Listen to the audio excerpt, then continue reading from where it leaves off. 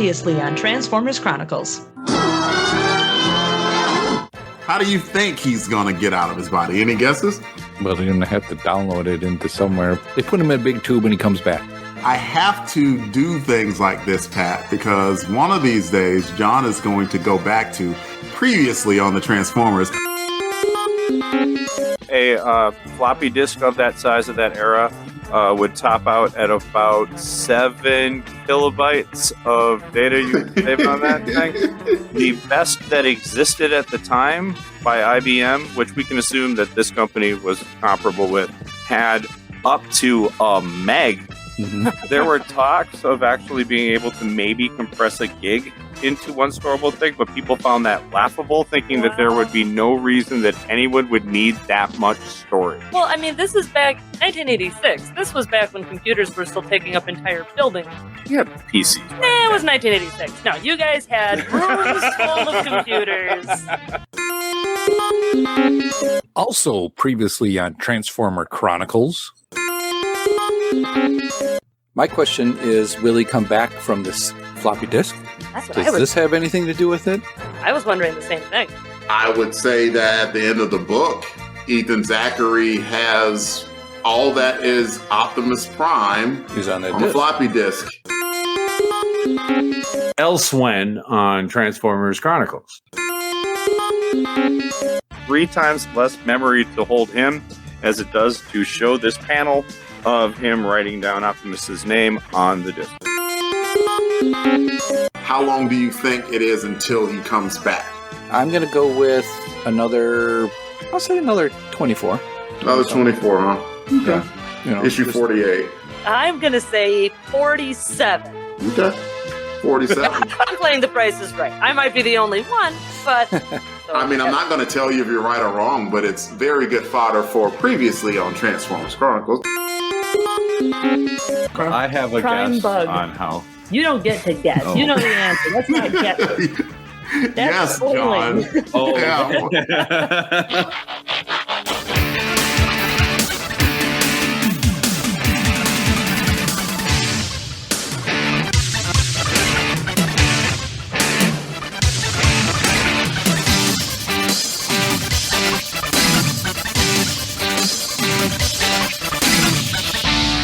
The LONGBOX CRUSADE presents Transformers Chronicles.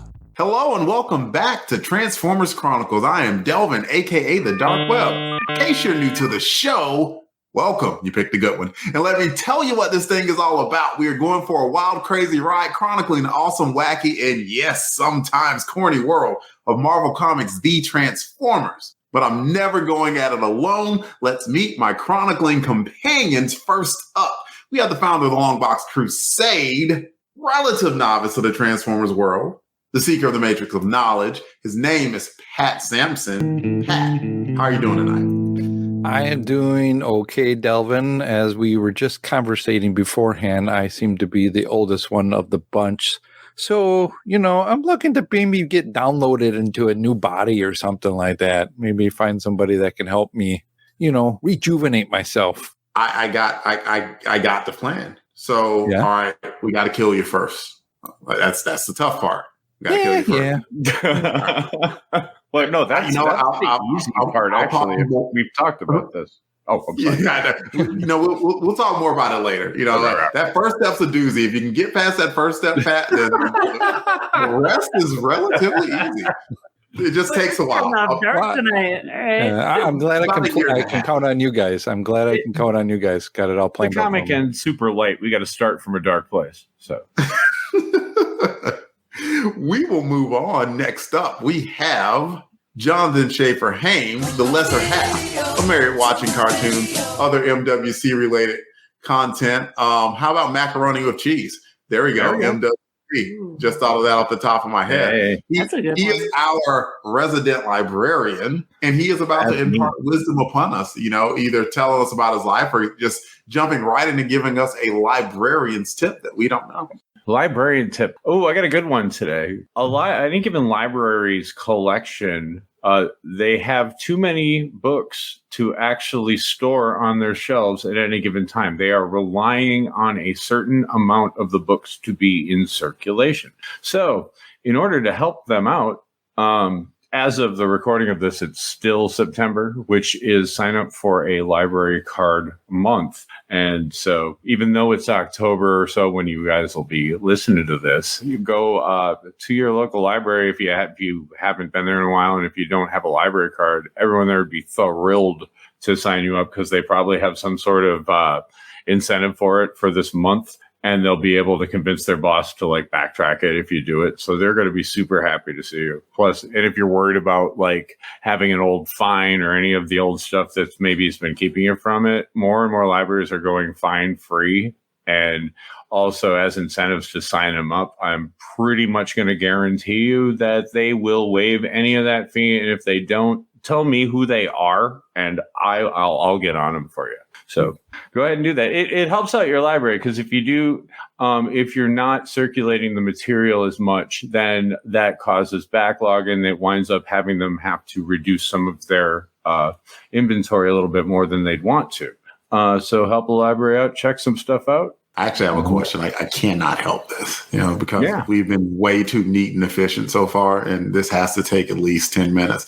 So if I want a library card, is that electronic now, or like, because I remember you having like a paper card, and is that still the case? Well, speaking from ours and the other ones around here, it's generally both. If you want a physical card, they definitely will have one for you, but mostly there's a number, or they can, if you don't have it with you, they can usually look you up, and it's not like any sort of other place where you may have forgotten an ID. They're going to give you the benefit of the doubt that you are who you say you are. It's sometimes a little strange, a little odd for people to get into the mentality of interacting with the place, because it really is probably one of the last places left in which you can go in and you're not expected to spend money. So the people there aren't trying to sell you anything. And so sometimes the interaction there can be a little, different than your usual customer service sort of thing. And it's fun to kind of experience that. Yeah, that is bizarre. Like, it's a good thing if you can go to the library, you can get a book, and then they're like not turning around the kiosk and asking for a 10, 15, or 20% tip. To the greater half of married watching cartoons, macaroni with cheese, maritime with caricatures. Her name. Oh, you really pulled that one out there at the end. I didn't know where that one was going to go. That was cool. I didn't either. I had no clue. I just said words. Her name is Maggie Schaefer-Hames. And Maggie, I don't know if you're still doing the dressage or not, but please update us at the present time on anything that you wish. I'm not. The horse I was leasing, my lease is up. He's officially retired. He's now going to be a field ornament for the rest of his life.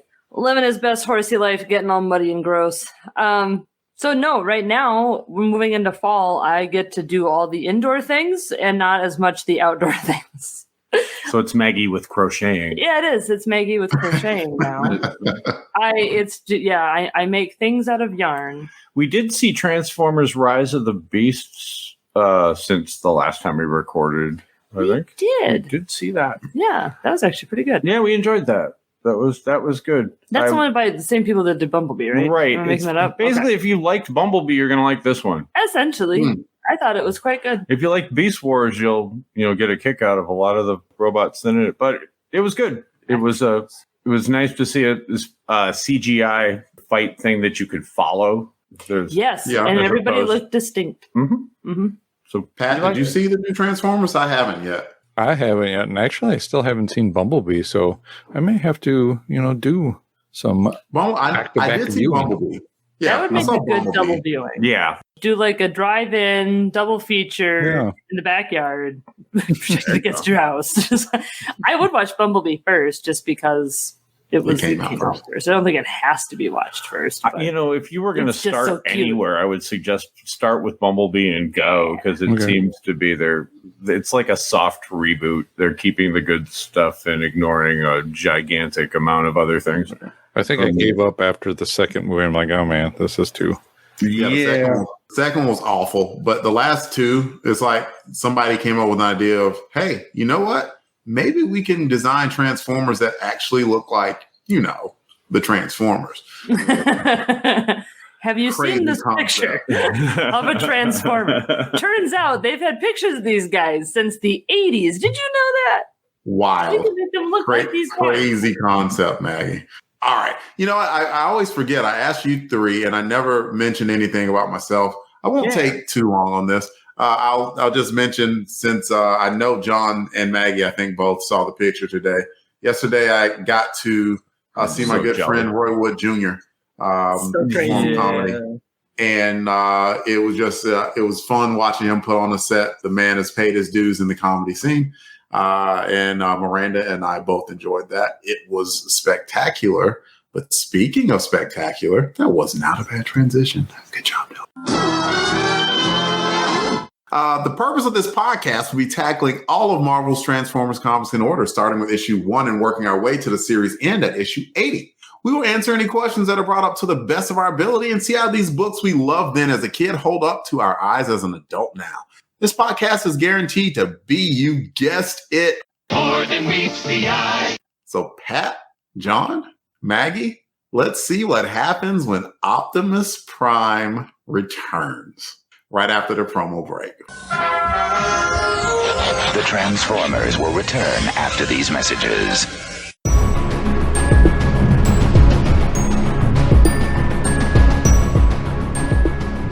Hello, soldiers. I'm Jared Albrecht, the Yard Sale artist, codenamed Death Probe, and I'm here to give you your orders to join me and my elite podcasting squad for G.I. Joe Chronicles. Who makes up this elite squad, you may ask? It starts with my right-hand man, Pat Sampson. Tell him your codename and specialty, Pat.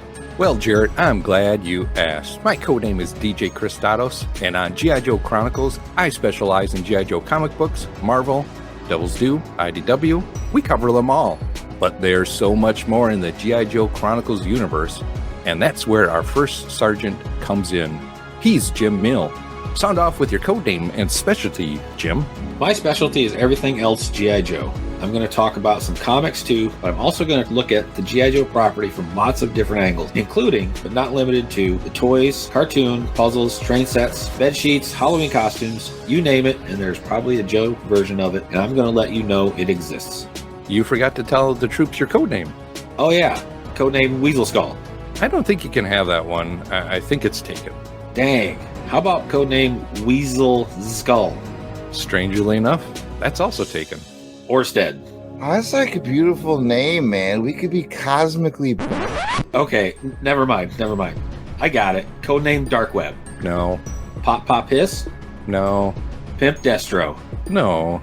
Hot Thing? No. While my battle buddies get that ironed out, I invite you to join us for G.I. Joe Chronicles. You can listen to it on its own solo feed wherever podcasts are found, or catch it under the LONGBOX CRUSADE Network umbrella.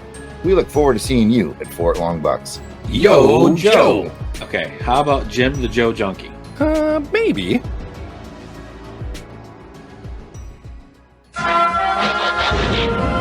We now return to the Transformers.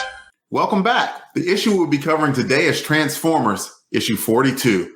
Here is John with the cover description. Fortress Maximus adorns the cover box, and despite the scene that's shown here on the cover and in the issue, he will stay there for a number of issues yet.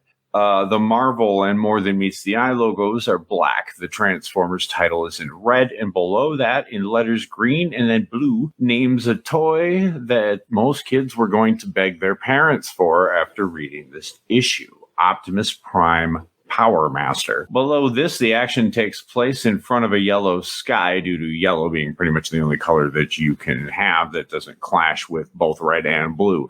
Check out various LONGBOX CRUSADE content featuring Jared Albrecht to learn more. Below that is the aforementioned Optimus Prime, as well as the other POWERMASTER toys that the kids could also ask for if they were really wanted to push their luck. Dreadwind and Darkwing. Let's get dangerous. who zoom downward from the upper left, one of them transforming into robot form and shooting toward Prime, and the other firing a missile while still in plane mode, while two of the Autobots who are colored with, let's just call it an interesting choice of colors rather than the ones that would identify which one's which, but the wiki assures me that they are Getaway and Hello, You Fool, I Love You. Sorry, I'm going to do that every time I mention my boy Joyride here. So I don't bring up the UK covers all that often anymore, but this one's kind of fun.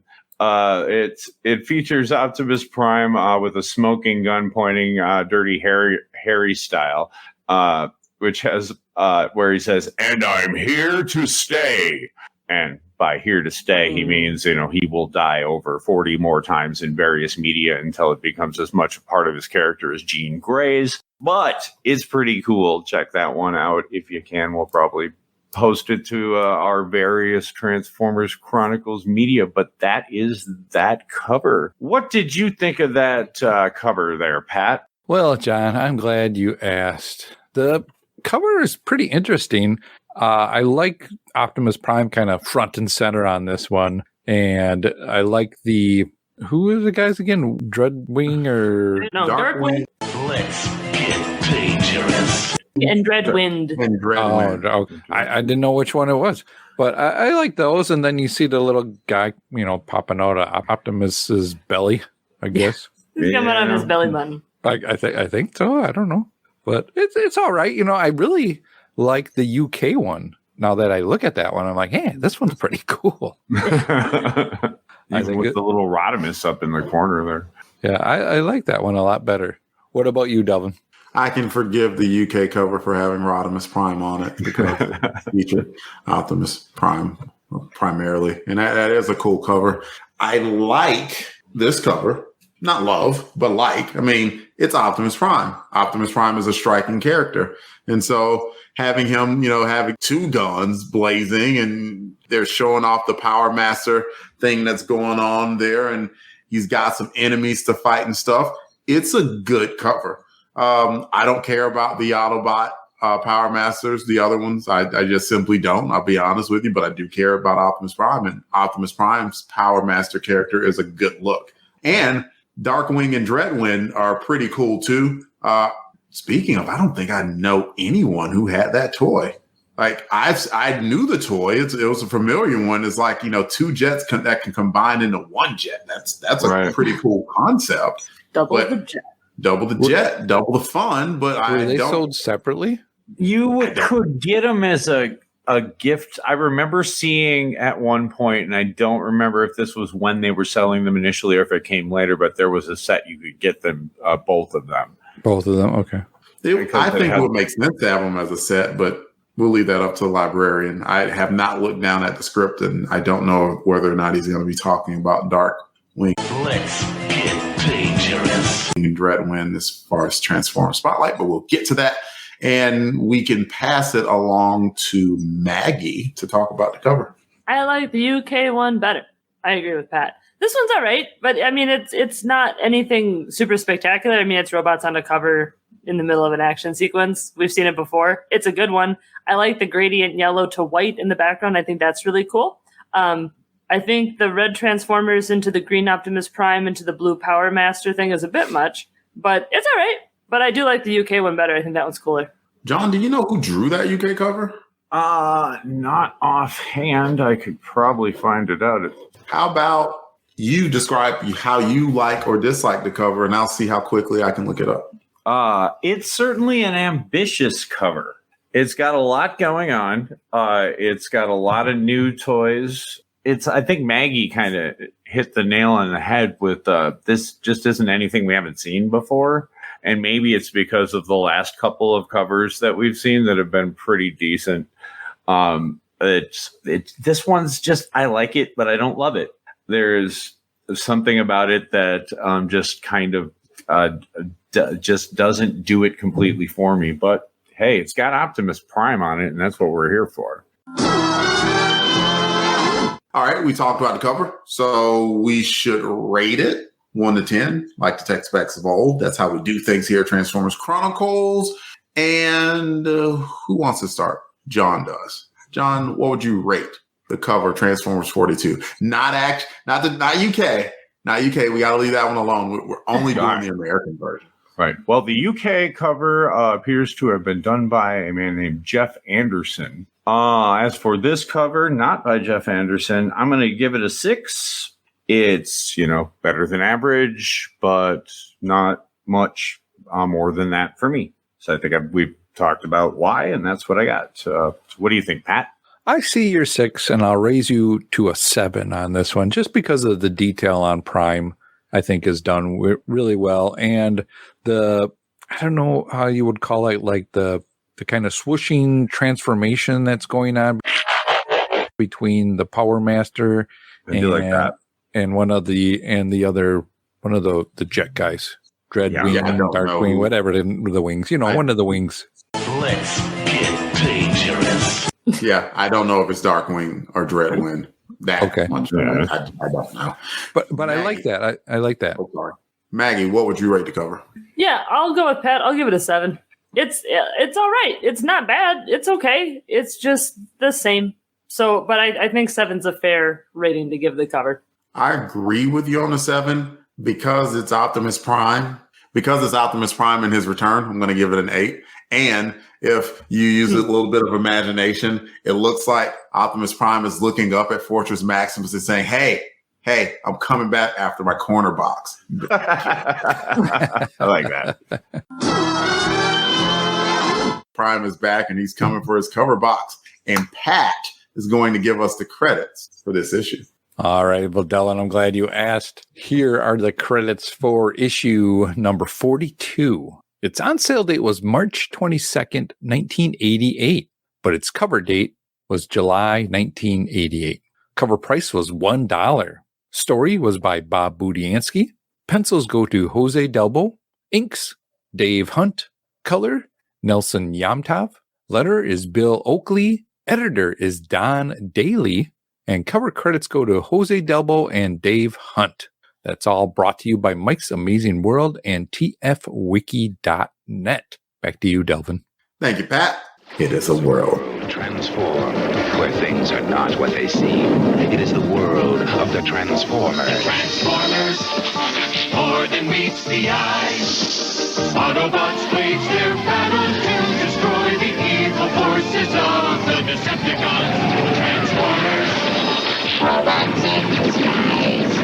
Transformers, more than meets the eye. The Transformers from Marvel Comics. The title of this issue was People Power. After the epic results of last issue, there are 4 members of the Fort Max-led contingency rocketing back towards Nebulos to create a brand new Optimus Prime so that he can once again lead the Autobots into glory. But there's activity afoot on Nebulos. We've been here before, right? When both the Autobots and Decepticons laid waste to the planet. Once those factions left and headed to Earth, Nebulos rapidly set to make sure that such a war could never occur again, destroying all weapons, and with the work of scientists High Q and High Test, poisoned the fuel so that it could never affect Nebulons but would affect any living robotic form. This came into handy because the Decepticons, Darkwing and Dreadwing, came to find out what happened to the Decepticons who came to Nebulos. After creating a slight ruckus, they ran out of fuel and were dead in the water until High Test revived them using the PowerMaster process he stole from High Q. High Test, his partner Throttle, and the Decepticons once again start to lay waste to Nebulos. Because of this, High Q's opinions of robots remains low, even after Bumblebee and the other 3 Autobots arrive on their mission to revive Prime. High Q becomes convinced over time that the Autobots are more than unfeeling machines, and even though his fuel will be poisoned, marking him near dead on arrival, High Q agrees and revives Optimus Prime.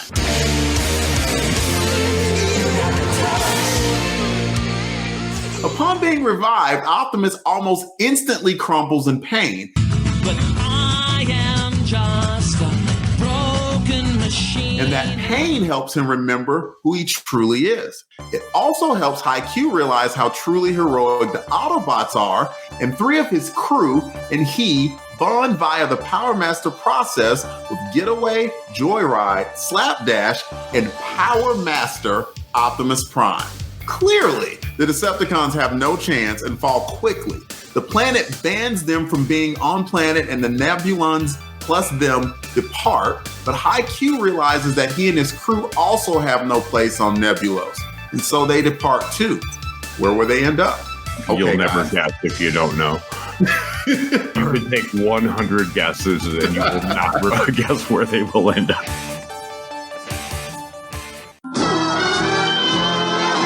Discussion time, Transformers 42. I'm sure we have a lot to talk about. You know what? We will start with the librarian himself, John. John, start us off with this discussion on Transformers issue 42. All right. Before we get into discussing it proper, we've got a little bit of bookkeeping. As one of the previously on Transformers Chronicles things pointed out, we all had our guesses as to when Optimus Prime would come back from the dead. And so I am here to just list the results. Pat, you chose issue 48, going with the idea that Optimus would stay dead for 2 years. 2 years back at the time. That's not bad. Looks like you were off by 6 months. Ooh. Maggie, being nobody's fool, asked if we were playing by Price is Right rules, and then assumed that we were, and then chose issue 47. So thus Maggie wins. Delvin and I both knew when it was back at the time, so we're not allowed to guess. No. So, but in any case, congratulations, Maggie. That means I win. All right. This issue, 42. The answer to life, the universe, and everything, and also the one where Optimus Prime comes back, and come back he does. I'm just going to start with general goods. I like the art in this one quite a bit. There's a lot of really fun stuff in the Nebulos scenes, especially in this giant dome of the, what the hell's the name of this restaurant? Oh, the Gardens of Eternal Peace and Harmony Macrobiotic Restaurant. Maggie and I were talking about this earlier today. We assume that this is the equivalent of the Rainforest Cafe on Nebulos. You get interrupted every 15 minutes by distorted, loud thunder rumblings. Yes. And that's what they thought they were hearing when Let's Get Dangerous and the other one show up and start blasting the place here. That's a good place to start. Pat, you can piggyback off of John, or you can go your own way if you want to. I might just go my own way. Go my own way. But I will agree with John on this. The artwork interior-wise was really good. Helped tell the story, what was happening. Lots of transformations in here. I do have a how many more robots are we going to get introduced to? Good question. Like these. I was like, another group of Power Masters. What the? I'm going to guess at least 150 more before the end of this, because if Maggie's going to 150, I'm going to 149. There you go. Both of you will never get the answer because neither John nor myself can count that high, and we're not going to try. It's just like, man, I'm still trying to get the other people, all these different changes. You got the weapon guys now, and then you had the head guys, weapon guys. Now you got power guys, right? Mm-hmm. You're correct. A lot of guys. And then you got these jets. Here's a good guide for you, Pat. I will make life as simple for you as I possibly can. Okay. If they come back, they're worth remembering. That's a good rule to follow. But I don't know. I don't know if they will or not. They maybe not. I don't know. Do I care? Do I not care? I don't know. Yeah, and that's a question too. Is it, do I really care about? Anyway, I just thought, I'm like, man, more stuff to figure out here, and I just want a good story. I just want to see Prime come back. I don't need to see all these power guys and all that. Right. And it kind of made sense to when they went back to Nebula to see how things have changed since the whole debacle back in those days and what happened, and that they were back to peaceful, and they were like, hey, we're not going to let any robots come back here anymore. And if they do, we're going to make it so their few don't work anymore. Yeah, and if they do, we'll poison them and kill them. Yeah, because we're peaceful. Yeah, because we're peaceful. What is it that Peacemaker says? And I'll kill every man, woman, and child to keep it, or something like that. That's how much he loves peace. I thought that was a good, interesting to see them again, and just that everybody goes back there. So let me ask you this one then: are we going to go back to Nebula again down the road again, or is this the last of them? The Devil's like, nope. I think we're done. Never again. Really? Okay. I'm pretty sure we're done with Nebulous after this. This one seems pretty played out about halfway through this one, frankly. Like the first page, this big splash page here where you see people power, blah, blah. It looks so Jetsons-y. Like, especially with that background, the architecture looks so cool. And it's almost a shame that they aren't going to go back to, wait a second, the Gardens of Eternal Peace and Harmony Macrobiotic Restaurant. I'm sorry, it's just so funny to me. But it's a cool concept. I like the idea of the planet. It's almost like a waste to just leave it floating around in space, not using it. For me, I could have a reason to go back. No, not really. Right. There was even one point in the book, I think it was Bumblebee, and he said it in like one sentence or paragraph. He called them Nebulons and then immediately defaulted to calling them humans. Yeah, that's an issue. Nuts. That drives me nuts. And I saw that, and it was almost like Bumblebee, and even Bob himself was like, "Okay, y'all, consider this Earth 2. We just want to bring Prime back, and then we're going to about it. Earth 1. Okay, let's deal with it. Together. All right, just go with it." Like, I could be wrong, but like when I saw that little Bumblebee blurb, and oftentimes in movies and also in the comic book, Bumblebee is the conscience of the book. Mm-hmm. That's kind of what I took away from it for there. So Pat, to summarize, even though you don't know it yet, just keep in mind, if you see a character occur again, it was one worth remembering. Okay. And they'll probably remind you, you'll probably get a blurb, but hey, you remember this guy from issue such and such? Probably, because this is the 80s and editors like doing stuff. So there's that part of it. And no, I don't think we're going to see Nebulos again. But also, of course, remember that Transformers, first and foremost, is a toy brand. So like Bob Budiansky's job, yes, is to, man, I mean, we've discussed this before, y'all, but that's a heck of a thing to do. Like, he is trying to craft a credible, coherent, competent storyline. And yet he has Hasbro in his ear, hawk our crap on every one of these robots. I don't care about your story. Fun going forward from here. Yeah, we need decons. Decons aren't fine. Yeah, there's gonna be a lot more robots, Pat. So buckle up. All right. But it's gonna be a fun ride, wacky. Crazy, yes, sometimes corny. All right, let's go to Maggie. Maggie, what do you have to say about the book? Go to me. First of all, something I actually just noticed on the first page is that Tom DeFalco is listed as the maitre d' in chief, and I think that's cute. What do I want to talk about? I will agree with Pat with just the continuing onslaught of new characters to try to keep track of that, even though Dreadwind and Darkwing kept saying each other's names, and in fact, I feel like there was almost more of that in this issue than there were in other ones. Oh God, it was just all over the place. I still couldn't keep track of who anybody was, like at any given moment. There was just so much, and I couldn't be bothered. And it doesn't help that I had the Darkwing Duck theme playing in my head the whole time I was reading the stinking issue. So I was like, wait, no, focus. Yeah, you pointed that out to me. So then every time I read it, I did, and I already had Roxette in my head every time I saw Joyride. Hello, you fool, I love you. But I also don't understand, I guess my is why is everyone on Nebulos named after a car thing, up to and including a dude whose name is Lube? Yes. Those guys. I'm not even, there's Rev, there's Hotwire, there's Lube, and then there's Kari. Because she's a girl and girls can't be named after car things, apparently. I thought it was a dead giveaway as to who was going to eventually bind with the robots. It's like, you ain't going to see a Kari bind with a robot. Pat, what were you? Yeah, I was thinking the same thing once you said. I was like, okay, they got muscle car or power names, I guess, motor vehicle names. Yeah. So something's going to happen here, and we can't use our gas. We need a new, different power. We need a new engine. So We'll use ourselves. That's the answer. There we go. We'll use our power source for the giant robot.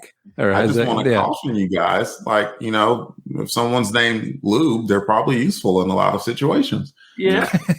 True. I think we should just not go down that road. We probably shouldn't. Maggie, do you have anything else? Not right now, thanks. John. I think Hotwire looks like O. Yeah, he was telling me that he thinks that Hotwire is like the reincarnation of O on Nebulos. Or maybe O found a way to get beamed on a Nebulos. That's what I was gonna really go into, and that might be why all of them have these names. These are Earth nicknames that he has given his true friends, that he has taught all of these. I don't know.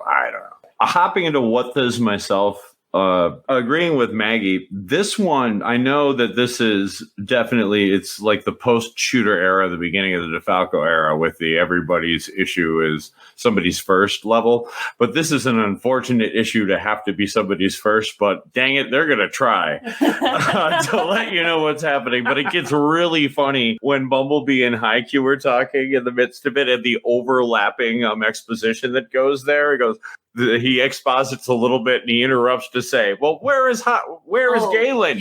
Yes, Galen. Well, as you know, Galen, your leader, I'm surprised they basically didn't get to the point. Well, as we all know, we are transforming robots from Cybertron. Yeah, exactly. You were broke, into Let's just take this opportunity to start from the beginning. It gets really to the point of, I don't know who these people are. What's going on?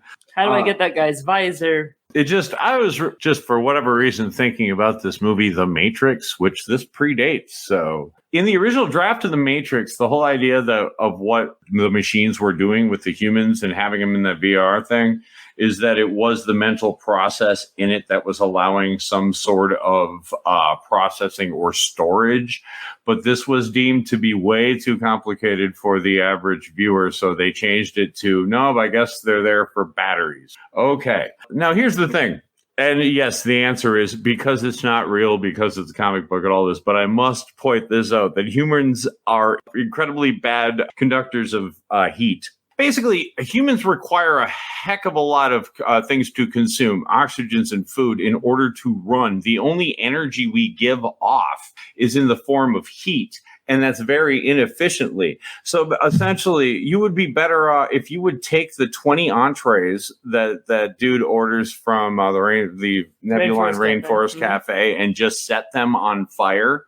You would get more output than you would by harnessing 100% of the heat that a human, but who would eating all 20 of those entrees would produce. I mean, yes, filter it through Cybertronian/Nebulon thing and whatever, but man, what an existence. Bad enough before you're somebody's head, at least this implies you're able to help them plan. If you're the gun, this is part of the process, but you are a battery. You fold up and you plug in, and that's what you do. Good luck. Fun times. Anyway, that's what I got for that. Parasitic relationship in a weird way. I feel as if you didn't really understand the nuances of the problem. You're right. I'm going to read it again. Yeah, if you read it about 3 or 4 more times, maybe twig some NyQuil every time you read it, it would make a lot of sense by the time that you Pat. At some point, hopefully we're done with the what this, and maybe we can talk about, other things that occurred in the book that, weren't what this. Like what, Elvin? What could you possibly be referring to? Well, let's go ahead and talk about it. Let's talk about Optimus Prime coming back. Was he in this one? Yeah, was he there? He was there. There he is. Yeah, he was there. Later on, page 20, he shows up around there. Once a little bit, he's on a little chip. I would think of it in Bumblebee's hand. It looks like he's on a little SD card. Yeah, it does almost look like a little SD card. We covered this earlier. At this period of time, the most advanced floppy disk in existence at the time could hold up to 1 meg. Mm-hmm. Yeah, which is 1 megabyte. Was it IBM, megabyte? the highest one could be 1 megabyte. The less were Not even like a gig? they were. There was talk at 1.44. the time that they Oh. were going to be able to make some that could hold a gig, but Ooh. it was actually most people were saying, why would anyone need this much storage? And now we have external hard drives that are terabytes I know. of space. Yeah. So yeah, it costs more. It takes more processing power to actually show the picture of Optimus Prime getting loaded up here than actually is on this disc, supposedly. Yeah. I do like it, seeing Optimus back, and he's a little more beefy looking, He's like kind of jacked up on this one. And he's got, like you said, he's got some guns now. He's got they gave him multiple new guns. cannons on Yeah. this very peaceful planet. They gave him We have new destroyed weaponry. all weapons. All weapons. Yep, got it. Yeah, so come on over here. Hey, check this out on this trailer we got. What are those? Well, those are particle beam weapons. Those are going to be awesome. They're going to be cool. You're going to be lasers. Choo, choo, choo. And you're going to get everybody with it. But I thought it was a good way. Like you said, Delvin, they had to take you somewhere to get Optimus Prime back. I guess they just couldn't have the Robot Master guy come back again and go, hey, look at me. I'm Robot Master guy, and I can make Optimus Prime I would have come been back down. again. That would have been cool to see. Great. But, it makes sense that they went back to Nebulos, and, some smart guys are there. Obviously, it takes them a little bit to understand, hey, this is what we need you to do and bring them back. But, yeah, I like seeing Optimus back. I'm wondering, how is this going to work moving forward with the guy in his belly? Does the guy in his belly just stay there now? Yep. That seems to be the implication. I mean, does it come out? Like you said, do I need to know this guy's name? Every now and then. It's IQ, which is easy enough to remember, but I could promise you that you're going to see IQ at least one more time. Okay. And then he just stays in the belly. Yeah. But did you see him even before then? I'm trying to remember because I know the time that Delvin is talking about. And so what I also want to mention is, like, this wasn't the first time that they tried to resurrect Optimus Prime. Like, they immediately tried to build him again after he was blown up. Remember? Mm-hmm. Like, Yep. Ratchet and First Aid, they tried to build him back at the Ark. Did not work. They worked on him how long? And all the Autobots stood around and they tried to revive him. They sent the juice to him. Did not work. Then they tried to do it on the Fort Max ship. I can't remember what it was called. So they tried to build him again. Didn't work. Well, they may have been able to do it, but they were resource strapped at that point.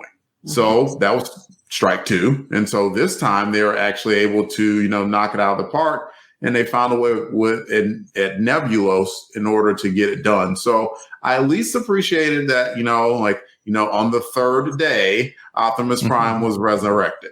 So, that was a pretty cool thing that they did there. So I was appreciative. Pat. Why didn't they just go back to Cybertron? That's what I wondered. The bridge is there, right?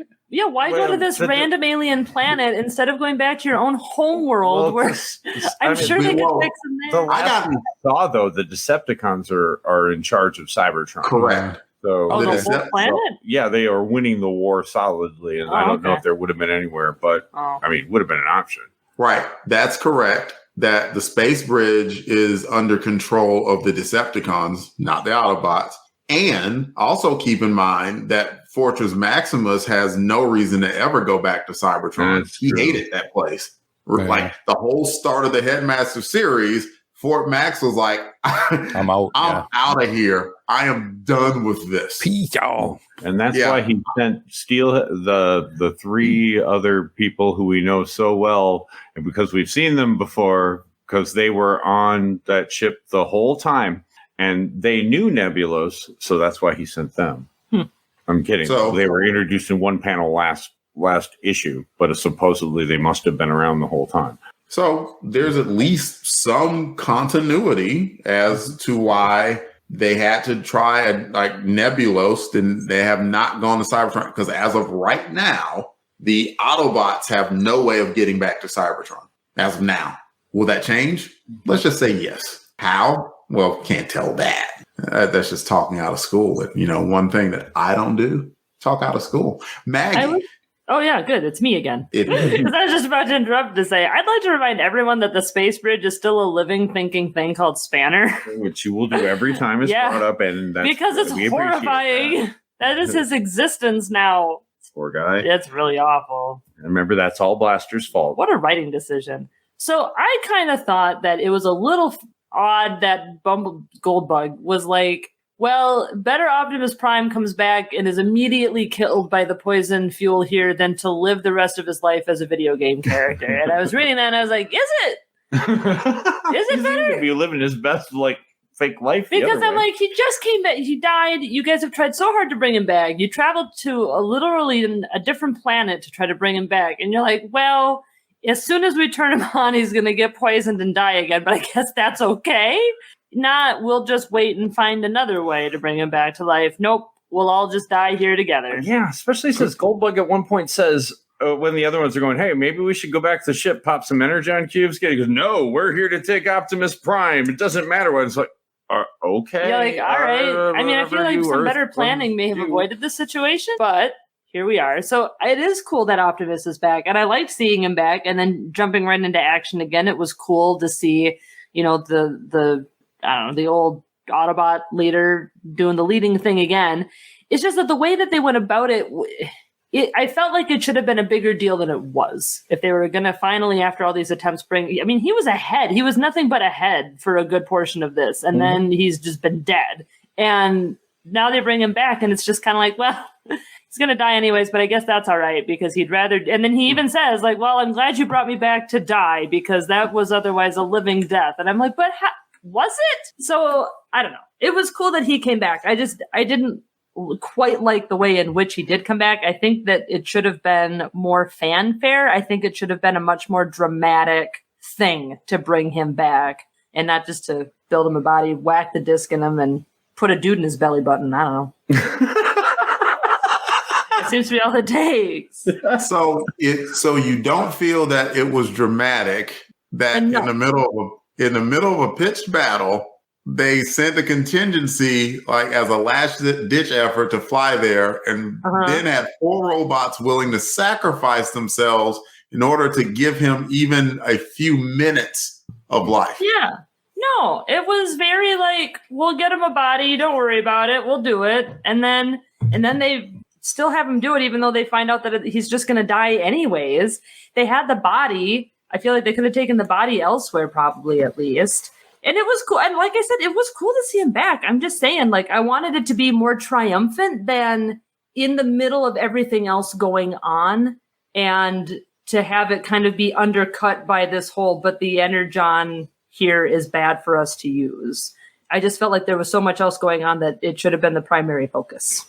John, what do you think? I agree mostly with Maggie on that. I do like some parts of it, very much so. I like Prime's Captain Kirk logicking himself into realizing he's a living thing because he's dying. He said, if I'm dying, well, then that must mean I'm alive. I thought that was cool. That was a great way to snap him back. But in the sense of the overall drama of this story tied in with the last couple of issues and building into this, yeah, it's pretty dramatic. But this itself, just this story, it seems strange to go from the last one to this, and some of the situations in this one to me felt pretty contrived. I liked it, but it just seemed like even the characters were like, yeah, we only have so many pages left. We better get Optimus Prime put together. Especially High Q's like face turn to me seemed way too much, where he goes from, I don't understand, you're just machines. Well, all right, if you want to build a machine, we got parts lying around. We'll even let you build guns, apparently. Okay, great.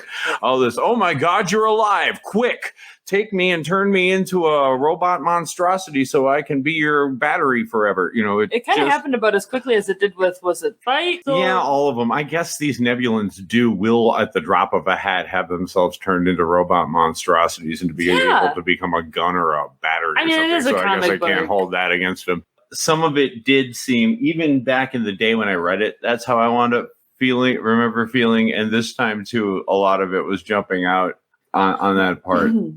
It was a choice to have him brought back this way. It's an interesting choice. I think it works. There might have been better ways they could have done it, but we'll never know.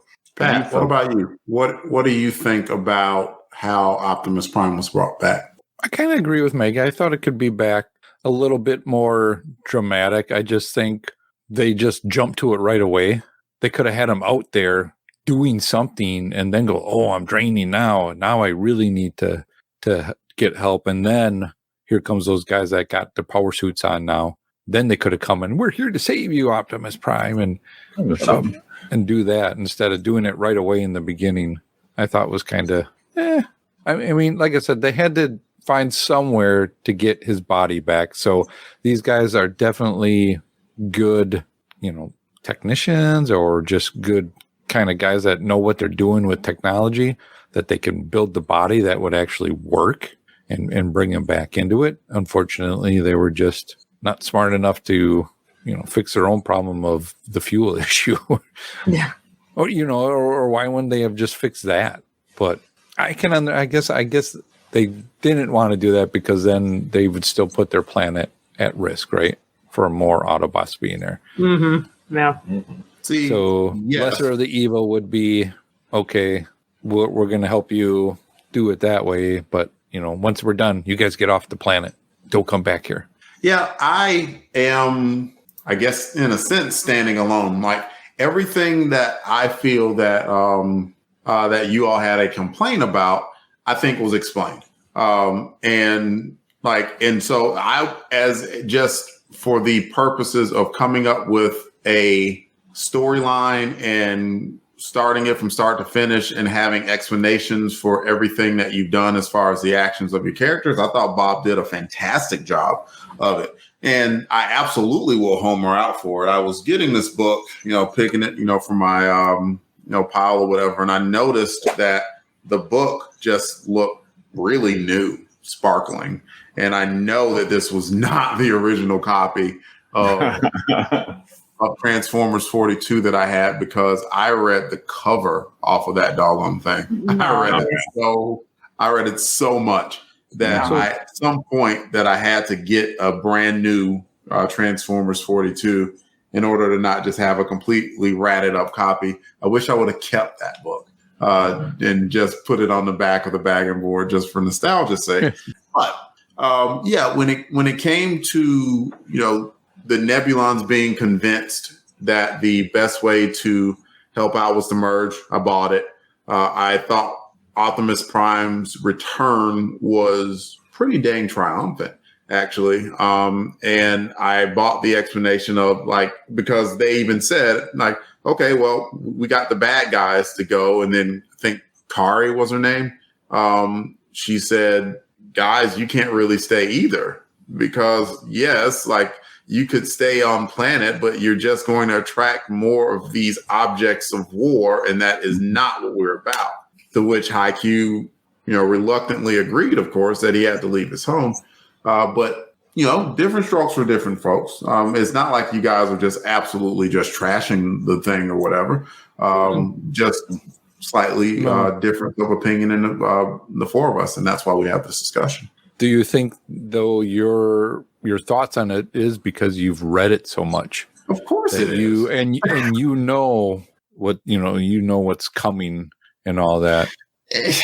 I know it's coming-ish. I mean, these books are 35 years old at this point? I read them all. I read them all a lot, but I was a much younger man 35 years ago, right? So I don't remember all of it. I know what's going to happen in issue 50, for instance. I know what's going to happen. I know what's going to happen in issue 75, but can I tell you the buildup between now and issue 50? Not really. So, those details. And so, even with that, I wouldn't. The purpose of a podcast like this is that we're supposed to go through things episodically. I'm not going to look at it necessarily as, the whole sum of the parts. I want to enjoy issue 42 for whatever it is and whatever it wasn't, as if issue 42 were the last issue of Transformers. And so with that perspective, and I view everything, okay, what do we know from issues 1 through 42? Not necessarily what's going to be coming up from issues 43 through 80. That's how I've been viewing it anyway. So is there anything else that anyone wanted to discuss? We talked about Rainforest Cafe. We talked about Poison Fuel. We talked about Optimus Prime coming back and how it may or may not have wowed you. Is there anything else to discuss? I'm satisfied. I just wanted to point out a fun thing in one of the, because I have the a scan of the original issue. So in the bullpen bulletins, they have a special announcement about the Incredible Hulk Returns movie that was going out and how excited they were that it was going to feature the mighty Thor. I remember seeing that when it was. I saw that, and it's like, in hindsight, I wonder would they have promoted that as much as they did.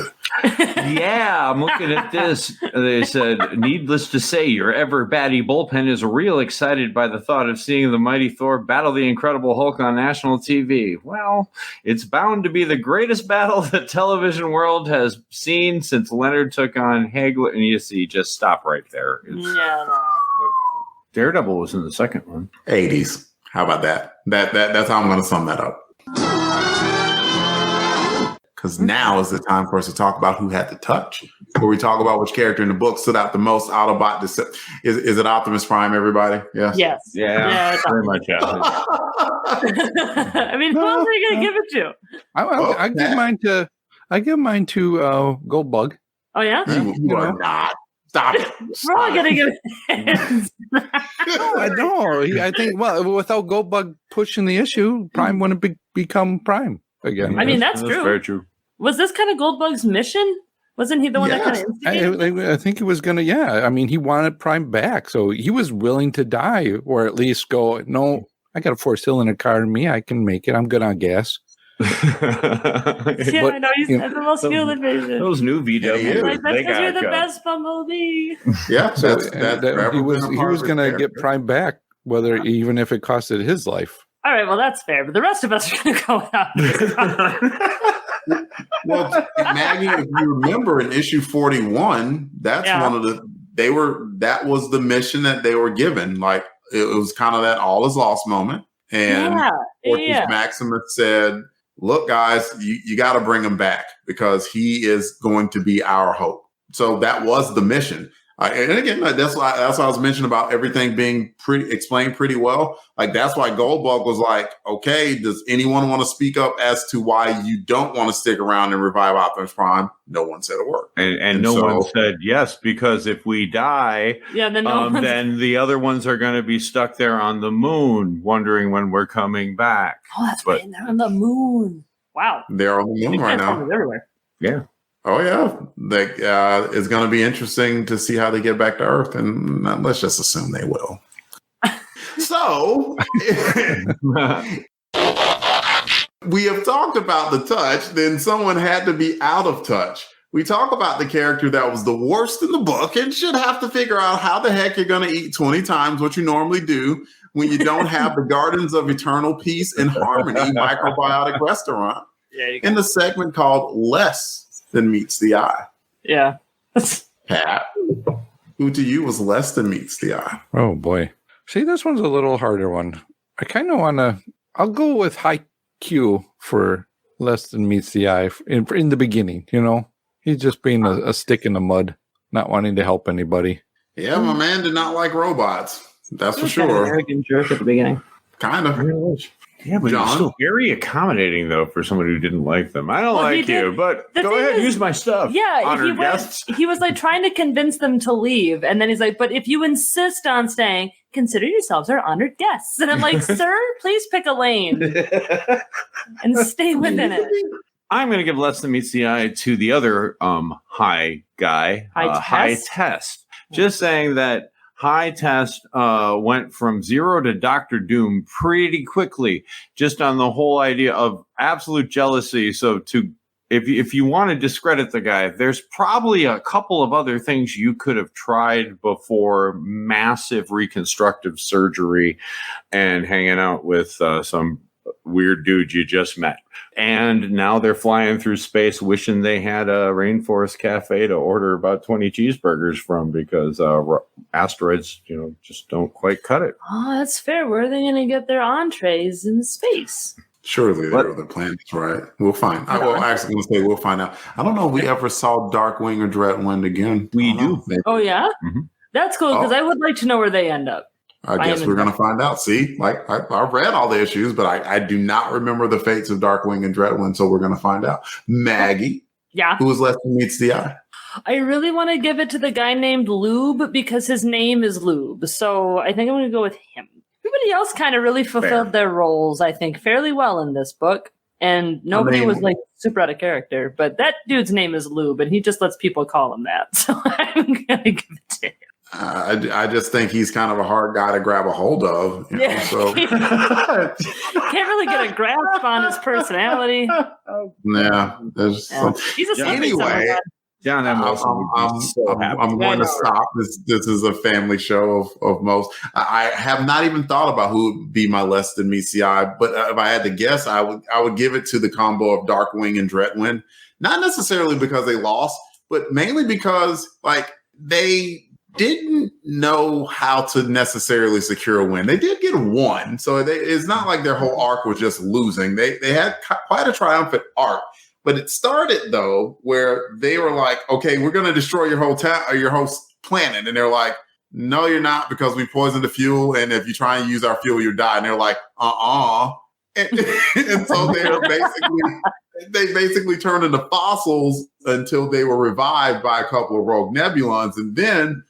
They already saw that they were outnumbered by the Autobots, but then they still wanted to continue to pick a fight. And as soon as I would have saw, even if they didn't know who Optimus Prime was, they saw some big, gigantic engine of destruction with guns on his shoulders and 2 freaking cannons in his hands. Yeah, not a good day for them. Not a good day. I would have just left. I would have departed. Instead, they stayed there and took a gigantic L and want to get banished from the planet. So I give it to the 2 Decepticons on that. And with that, ratings time. Transformers 42.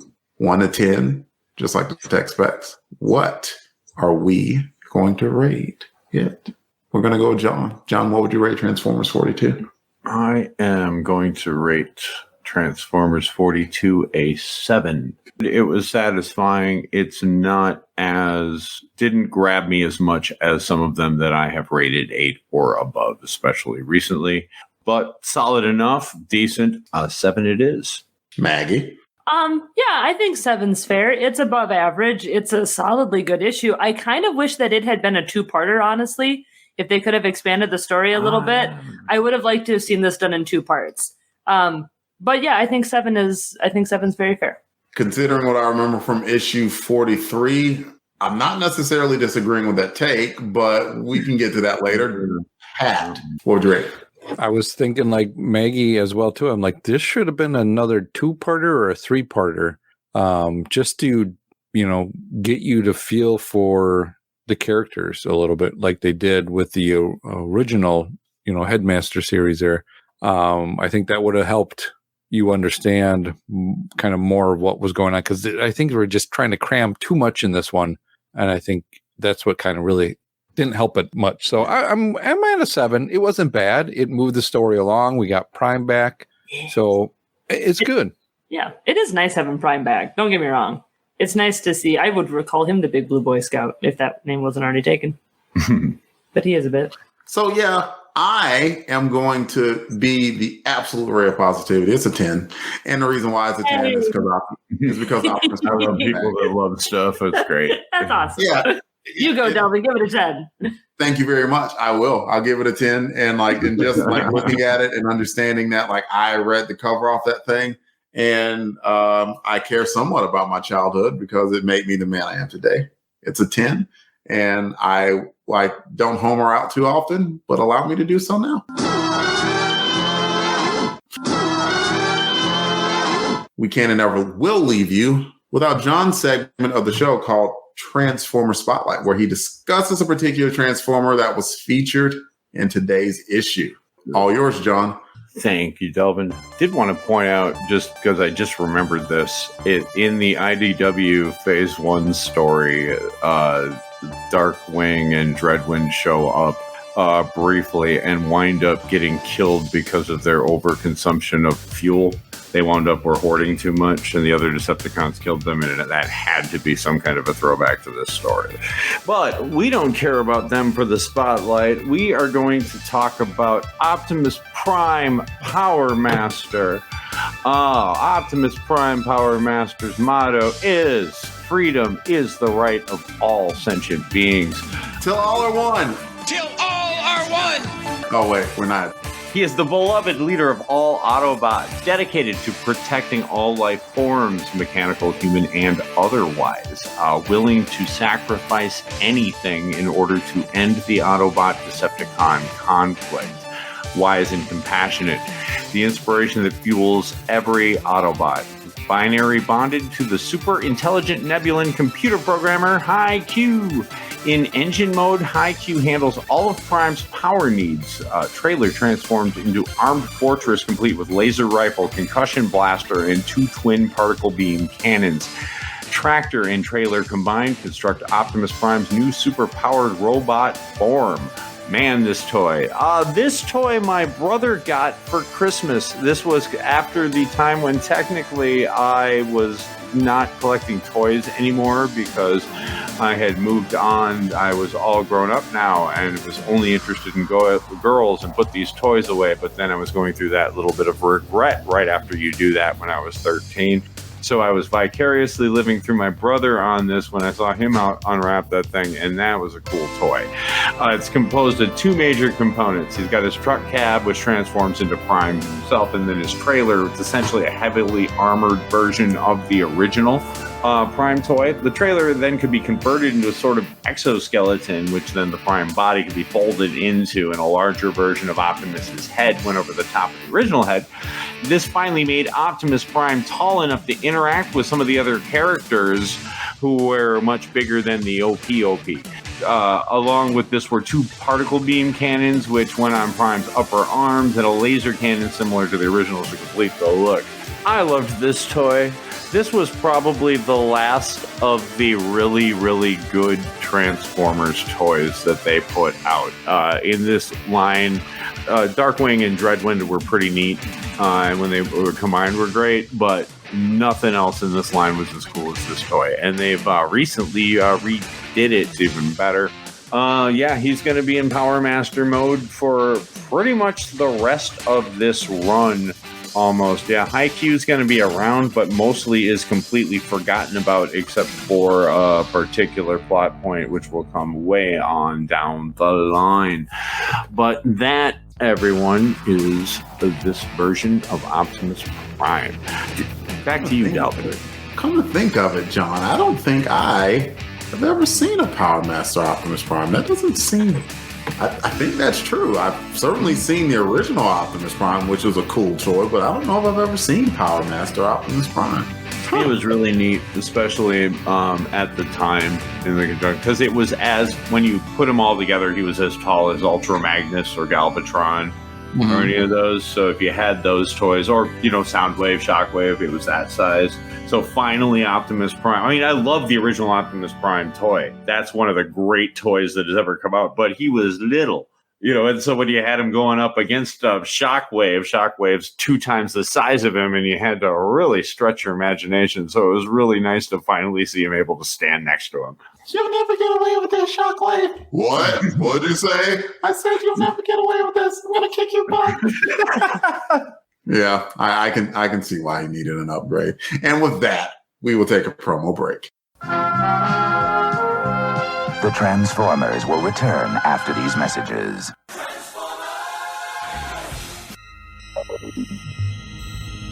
You are receiving a transmission from the Rod Pod. Upload pending. Stand by for soundtrack transfer. I am Maggie. And I am John. And we are trapped, hurtling through space in a ship shaped like Rodimus's head. The ship, for reasons we haven't been able to determine, contains the entire run of the IDW Transformers Phase 2 comic. which chronicle the events following the end of the war between the Autobots and Decepticons. So we figure we may as well read them all in order and report our findings to you. Stand by. Stand by.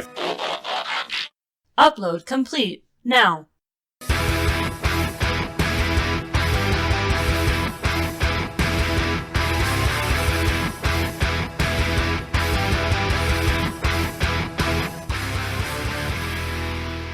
The Rod Pod. Look for us at marriedwcomics.libsyn.com, at iTunes, at Stitcher, or wherever good podcasts can be found. So, till all are one. Till all are one.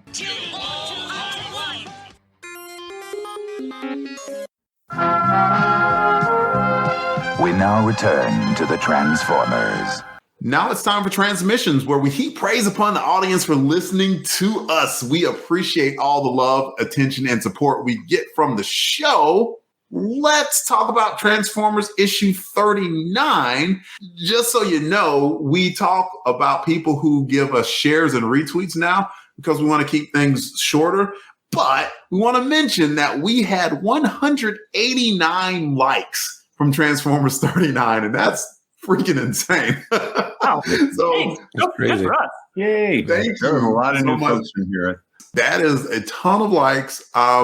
Floored, flattered, flabbergasted. Okay, that's enough Fs. And so let's see. So thank you to everyone for the likes. And here are the select few who also gave us a share and a retweet. Scotty Cameron, Derek William Crabb, Ruth Sutherland, Aaron Head Moss, Clinton Robeson, Christopher Willett, Jim Meal, and Helica Fetty Wolf. Ooh. Magazines and Monsters, Herbert Fung, Joshua Gall, Ryan Prinky, and Shane Kelly. And we have a few comments. We should be able to get through most of them. I'll start with the first one from Scotty Cameron, who said, came out just in time for the Rise of the Beast. Man, Fortress Maximus is not having a good day on that cover. As Shockwave flies towards him, I'm pretty sure Megatron can also fly. That is very correct, Scott. Yeah, welcome, Megatron Scotty Cameron. can Welcome fly, to Transformers Chronicles. And we should definitely move on to not John. That's going to read the next comment. I'll go take one from Christopher Wallet. And Christopher says, when I picked up this one, my mother was weirded out by the title of the cover being a phallic reference. Ooh. I'm going to just jump on a top fan who answered that post on Facebook. His name is Jonathan Schaefer Hames, who had said, I thought the same thing, but then looked the phrase up afterwards, and it turns out that that phrase predates the phallic use of the word. It just means to be poked by a stick. To get the shaft is to just be poked by a stick. That All means to get poked, to get shafted, hit by a shaft. Now everyone's giggling over poke, though. You know who could have helped out here on Fort Max? Lube. Lube. Yeah. Well, yeah. You know, if you're going to get the shaft without lube, that's just, Maggie, read the next comment. The next thing that happened was Herbert Fung says, best I could come up with, this is the Kabaya Fort Max. Is that right? Yeah. And the Just It Toys WST Shockwave. They are suspended by some fishing line. While I do have the actual G1 figures, no way I could make them work for their size and weight. Fair enough. The island is just a Slurpee cup. The sand is brown sugar. The missile is wooden skewer I cut and hot glued. Dude, it's so cool. And yeah, he did the cover. He did his version of the cover. Herbert. Dude, so nice. That's awesome. Rock, man. That is crazy. I love it. Oh my goodness. God. He actually managed to get the scale to a point that this guy's awesome. He's got because I had to look up the cover of issue 39 again because I was like, which one is that? And he's almost got the position of the Fort Max correct. Yes. Too in the picture. Like that's some serious attention to detail. And I think he's got Earth. Yeah, he's got the Earth underneath the Slurpee cup. That's so cool. All right. Herbert, if I ever meet you, I'm giving you a big freaking hug, man. That's awesome. Yeah. That is so cool. I want to issue to you the Ivan Chudley Award. The Ivan Chudley Award. Now listen, someday that's going to have to go away. I can't keep haunting me. Probably not. Let's see.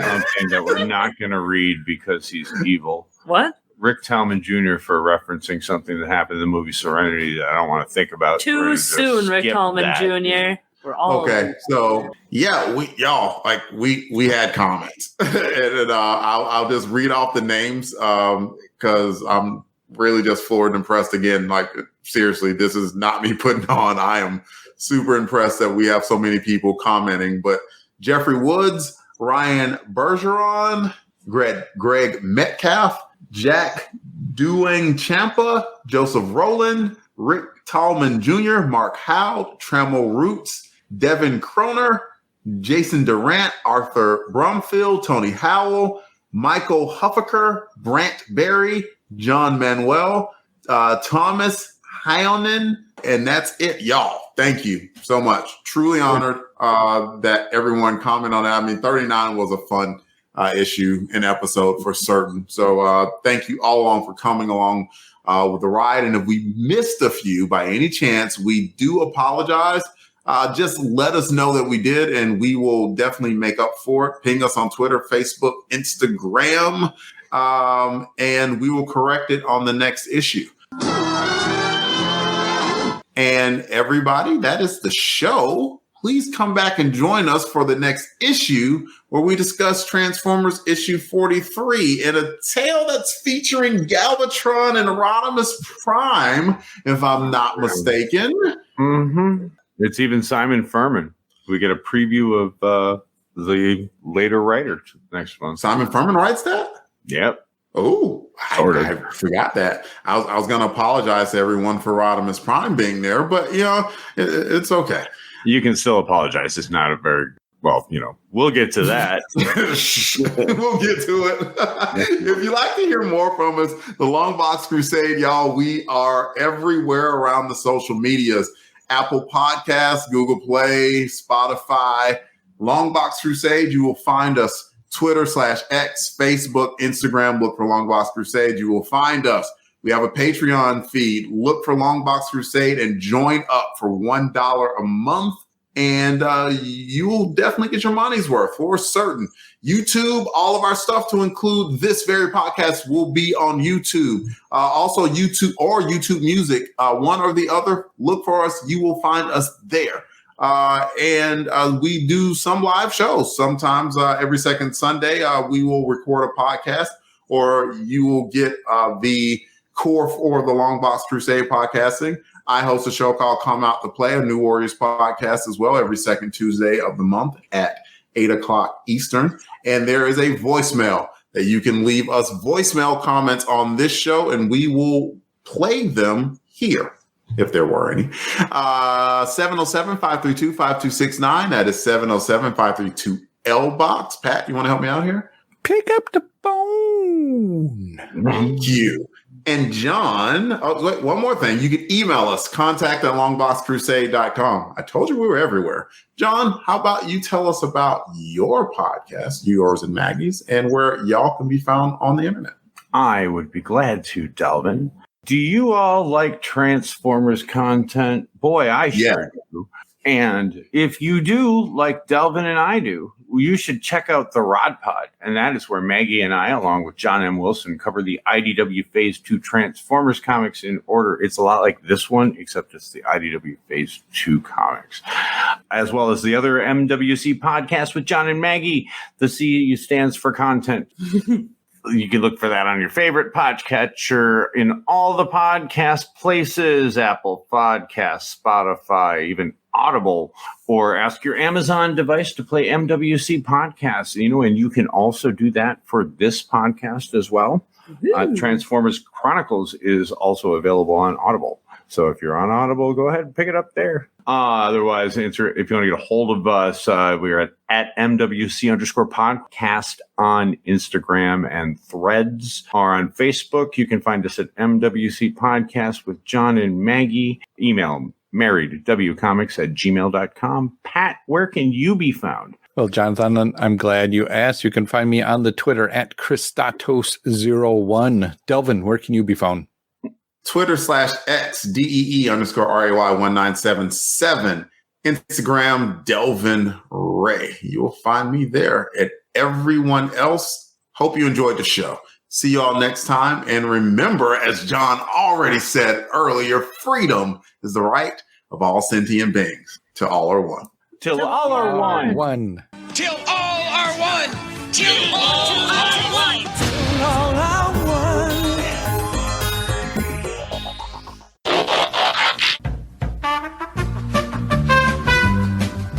He's back. It's Optimus Prime. Woo!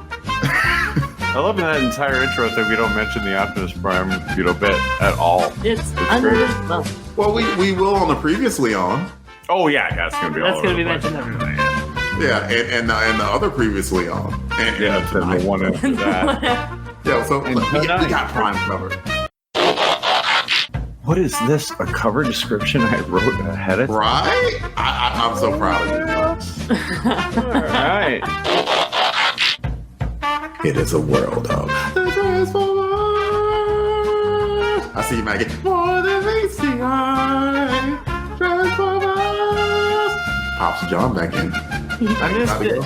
It's the best part of the show.